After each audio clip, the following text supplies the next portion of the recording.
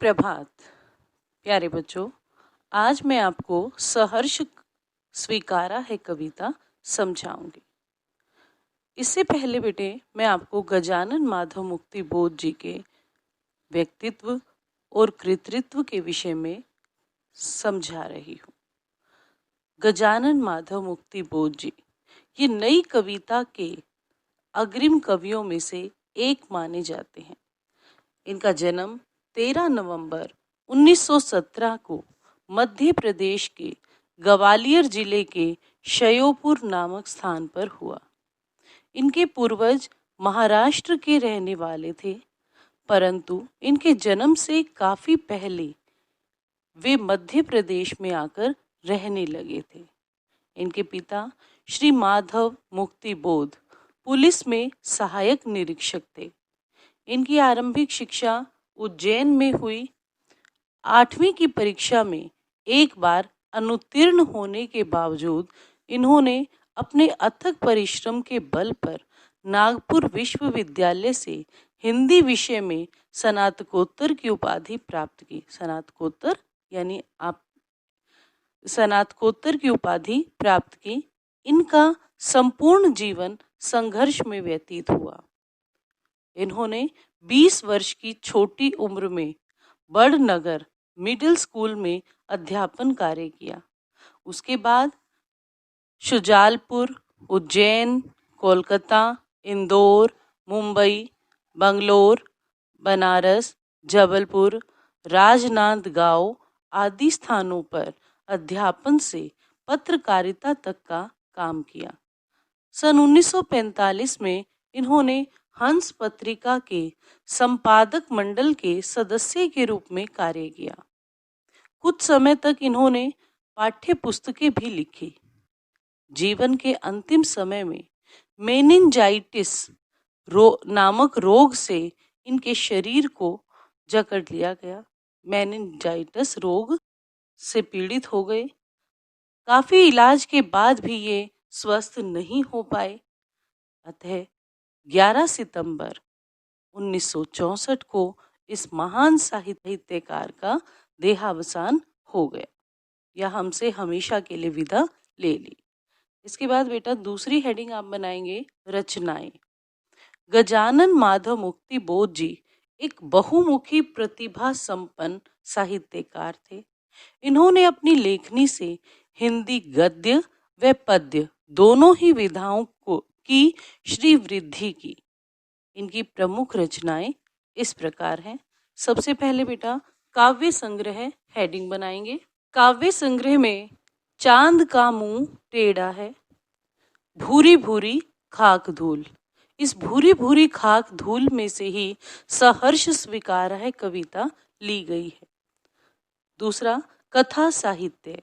कथा साहित्य में काट का सपना, विपात्र, स्तह से उठता आदमी। तीसरा इनका आलोचना। कामायनी एक पुनर्विचार।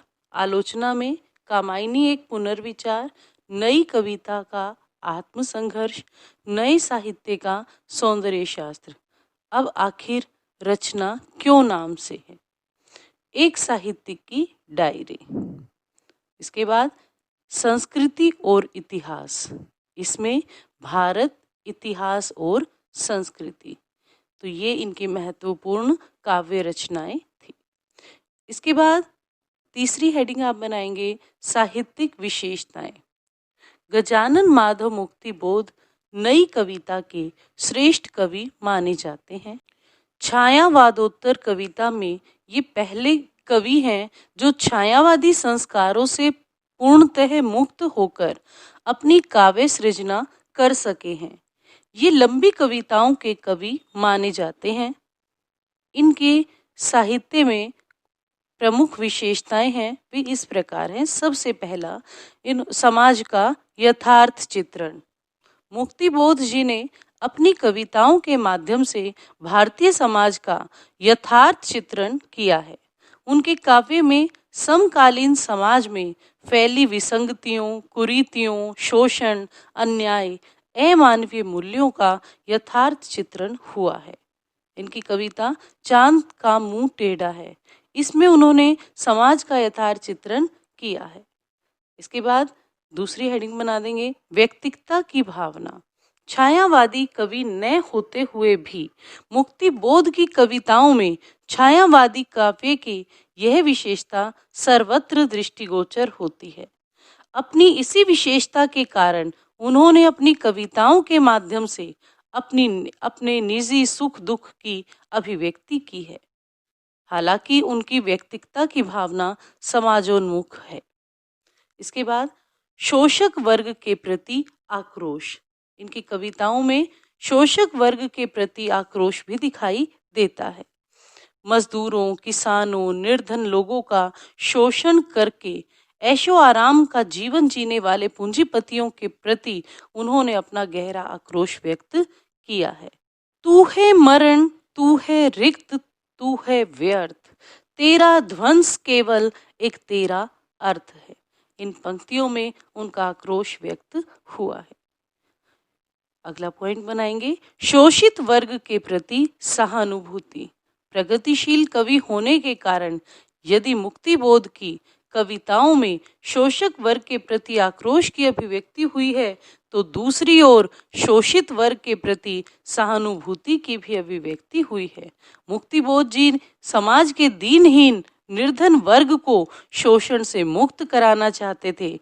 यही कारण है कि उन्होंने अपनी अंतिम कविताओं में शोषण के शिकार किसान, मजदूर, नारी, बालक, पशु आदि के सजीव तथा मार्मिक चित्र उपस्थित किए हैं।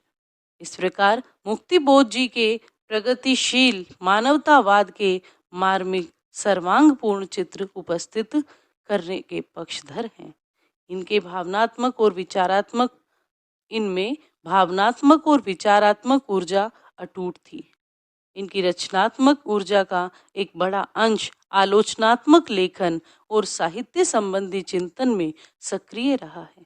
एक समर्थ पत्रकार थे। इसके अतिरिक्त इन्होंने राजनीतिक विषयों, अंतर्राष्ट्रीय परिदृश्य तथा देश की आर्थिक समस्याओं पर भी लगातार लिखा है। इसके बाद बेटा भाषा शैली हेडिंग आपकी 4th हेडिंग बनाएंगे। पहली जीवन परिचय की थी, दूसरी रचनाएं, तीसरी साहित्यिक विशेषताएं, उसके बाद भाषा शैली। गजानन माधव मुक्तिबोध जी की भाषा साहित्यिक खड़ी बोली है। इनकी भाषा में तत्सम तद्भव शब्दावली की प्रचुरता है। प्रसाद गुण इनकी भाषा में सर्वत्र व्याप्त है। इनका वाक्य विन्यास मराठी संरचना से प्रभावित कुछ दीर्घ है, जिसके कारण कभी कभी आम पाठक को इनकी कविता पढ़ने में कुछ कठिनाई होती है। तो बेटे अब आपका इसमें 5वीं कविता सहर्ष स्वीकारा है कि कवि गजानन माधव मुक्तिबोध जी का जीवन परिचय, कवि परिचय आपको समझा दिया है। धन्यवाद।